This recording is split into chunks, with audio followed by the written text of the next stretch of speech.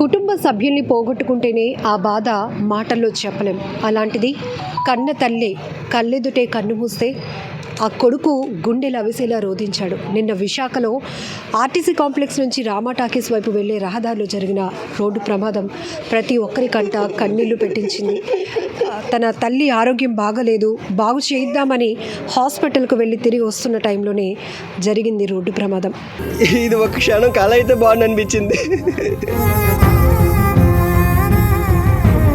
అనంతన్నావా నుంచి ఫోన్ చేశాను, ఇంకా తెలియదమ్మా అంటే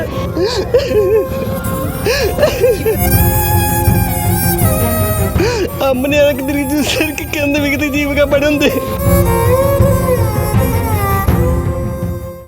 ఆ తల్లి చేతిని ఎంతో గట్టిగా పట్టుకున్నప్పటికీ కూడా ప్రాణాలు కాపాడుకోలేనటువంటి నిస్సహాయ స్థితి.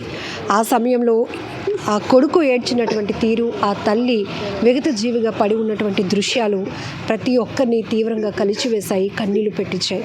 అసలు ఏం జరిగింది ప్రమాదానికి సంబంధించి, అసలు ఆ ప్రమాదానికి కారణం ఏంటో కూడా తెలుసుకుందాం. మిమ్మల్ని ఇలా బాధపడుతున్నామని కాదు కానండి, చాలా రోడ్డు ప్రమాదాలు చూసాం, కానీ మీరు తల్లిని పోగొట్టుకున్నారు. ఏమైంది నిన్న, ఎక్కడికి వెళ్తున్నారు? నాకు వద్దు, నేను చెప్పలేను.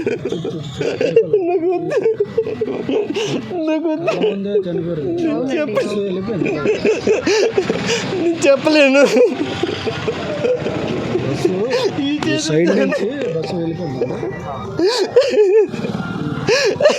లేదు, అమ్మని వెనక్కి తిరిగి చూసేసరికి కింద మిగతా జీవిగా పడి ఉంది. అది లాస్ట్. దానికి ముందు ప్రతిసారి బాబు జాగ్రత్త, కళ్ళ ముందు మేము వెళ్ళిపోతే పర్వాలేదు, కానీ మిమ్మల్ని ఇలాగ చూస్తే మాత్రం నేను తట్టుకోలేం బాబు అనేసి అనేది ఎప్పుడున్నా సరే, జాగ్రత్త బాబు జాగ్రత్త బాబు అని వెళ్ళి ఇంటి దగ్గర కదిలిన ప్రతిసారి చెప్తూ ఉండేది. అమ్మకి రికవరీ అయ్యి వారం రోజుల తర్వాత రివ్యూకి తీసుకొస్తున్నాను. అంతా నయమైనప్పటికీ డాక్టర్ గారు కూడా బాగున్నావమ్మా, నువ్వు హ్యాపీగా ఉండి ఇంకా నీకు మళ్ళీ లైఫ్ అని అన్నారు. కానీ నా చేతిలో నేను పోగొట్టుకున్నాను తల్లిని. ఇలాంటి యాక్సిడెంట్లు ఎక్కడా జరగకూడదు. ఇంకేంది, నేను ఓమ్ని ఆర్కి హాస్పిటల్ నుంచి నేను మా ఇల్లు సీతమ్మ దారికి వెళ్తుండగా దారిలోని బస్సు అడ్డొచ్చింది.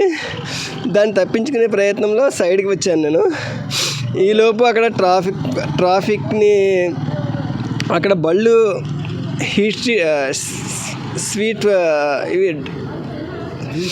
జ్యూస్ బండ్లు ఇవి ఉన్నాయండి. దానివల్ల ట్రాఫిక్ కొంచెం ఎక్కువగా ఉంది.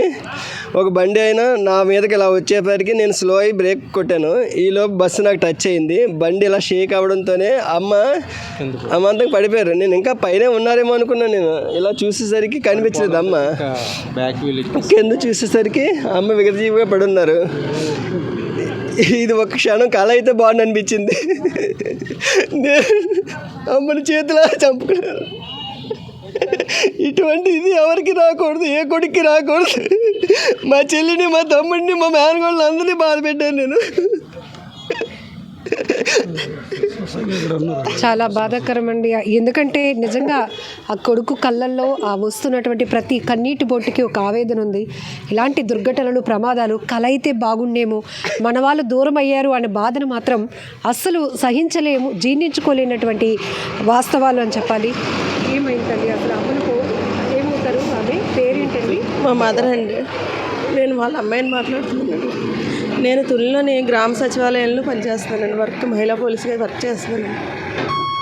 నేను ఆ రోజు ఎప్పుడు రోజులాగే ప్రతిరోజు అప్ అండ్ డౌన్ చేస్తానండి. తుని నుంచి విశాఖపట్నం నుంచి తునికి అప్ అండ్ డౌన్ చేస్తాను. నాకు 2 గంటలకు 1:30కి అమ్మ ఫోన్ చేశారు. ఫోన్ చేసి అప్పుడే మాట్లాడారు, అమ్మ అన్నం తిన్నావు, ప్రతిరోజు నాకు అన్నం తిన్నావమ్మా అనేసి అడిగేవారు. ఆ రోజు కూడా ప్రతిరోజులాగే అన్నం తిన్నావా అనేసి ఫోన్ చేశాను. ఇంకా తెలియదమ్మా అంటే, ఎందుకు తెలియదమ్మా, నీకు హెల్త్ పాడైపోద్ది కదా అందరూ. తింటానమ్మా, కొంచెం వర్క్ ఉందమ్మా అన్నాను. తర్వాత మా అమ్మాయికి ఇచ్చాను ఫోన్. మా అమ్మాయి మాట్లాడింది, అమ్మ కొంచెం వర్క్ ఉన్నదమ్మా, మళ్ళీ నేను కాల్ చేస్తానమ్మా అని కాల్ కట్ చేశాను.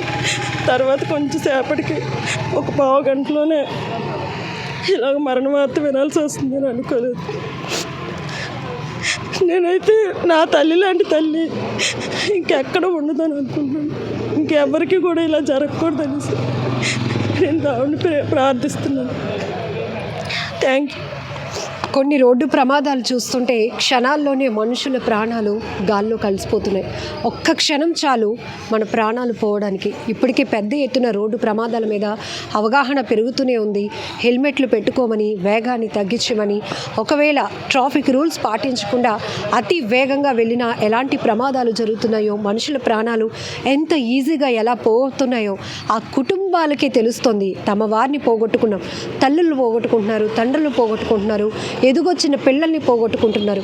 రోడ్డు ప్రమాదాల్లో అలా విగత జీవులుగా పడుతున్నటువంటి వాళ్ళ మృతదేహాలు తీరు చూస్తుంటేనే గుండెలు అదిరిపోతున్నాయి. ఇది ఏదో ఒక కుటుంబంలో జరిగిన ఘటనగా తీసుకోవద్దు. ఎవరికి జరిగినా అది ఆ ప్రమాదమే ఎంత తీరని లోటును మిగులుస్తుందో మనం అర్థం చేసుకోవచ్చు. పదే పదే సుమన్ టీవీ నుంచి కూడా అనేకంగా రోడ్డు ప్రమాదాలపై అవేర్నెస్ వీడియోలు చేస్తున్నాం, పోలీసులతో మాట్లాడిస్తున్నాం. ఇదిగోండి, ఇంత కష్టంలో ఉన్నా కూడా వీళ్ళని ఇబ్బంది పెట్టి మేము మాట్లాడిస్తున్నామని కాదు, ఆ కన్నీటి బొట్టు విలువ మీ అందరికీ తెలియాలని, ఆ కష్టం ఎలా ఉంటుందో తెలియచెప్పడానికే ఇలాంటి సమయంలో కూడా ఆ బాధ్యతలతో మేము మాట్లాడిస్తూ మీ అందరికీ ఒక అవగాహన కల్పిస్తున్నాం. ఒక్క మాట చెప్పాలంటే, ఎవరైనా ఒక లైన్ మీరు జాగ్రత్తగా ఉండండి అని చెప్తే మనం వినం.